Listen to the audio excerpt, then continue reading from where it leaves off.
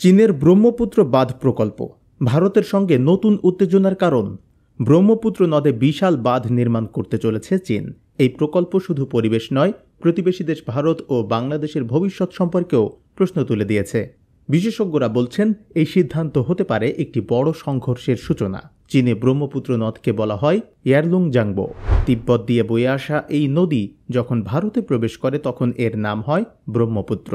সম্প্রতি চীন ঘোষণা দিয়েছে তারা ইয়ারলুং জাংবো নদীতে বিশ্বের সবচেয়ে বড় বাঁধ নির্মাণ করবে। কিন্তু সমস্যাটা ঠিক কোথায়? এই বাঁধের কারণে ভারতের উত্তর পূর্বাঞ্চল এবং বাংলাদেশের উপর কী প্রভাব পড়তে পারে? বিশেষজ্ঞরা বলছেন, ব্রহ্মপুত্র নদ কৃষি, মৎস্যচাষ এবং পানীয় জল সরবরাহের জন্য গুরুত্বপূর্ণ।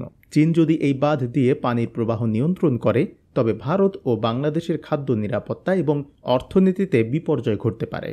চীনের ইতিহাস এ বিষয়ে বেশ বলিষ্ঠ।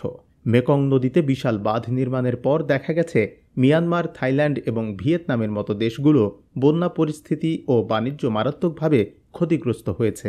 এবার সেই একই কৌশল ব্যবহার করে চীন ব্রহ্মপুত্র নদেও আধিপত্য বিস্তার করতে চাচ্ছে বলে মনে করছেন বিশেষজ্ঞরা আরও বলছেন, এই বাঁধ একটি কৌশলগত অস্ত্র হিসেবেও ব্যবহার হতে পারে। যুদ্ধকালীন সময়ে চীন যদি ব্রহ্মপুত্রের পানি সরিয়ে নেয়, তাহলে ভারত এবং বাংলাদেশের খাদ্য ও পানি সংকট আরও তীব্র হবে। ভারত ও বাংলাদেশ ইতোমধ্যেই এই প্রকল্প নিয়ে উদ্বেগ প্রকাশ করেছে, তবে চীন এখন পর্যন্ত এ বিষয়ে স্পষ্ট কোনো প্রতিক্রিয়া দেয়নি।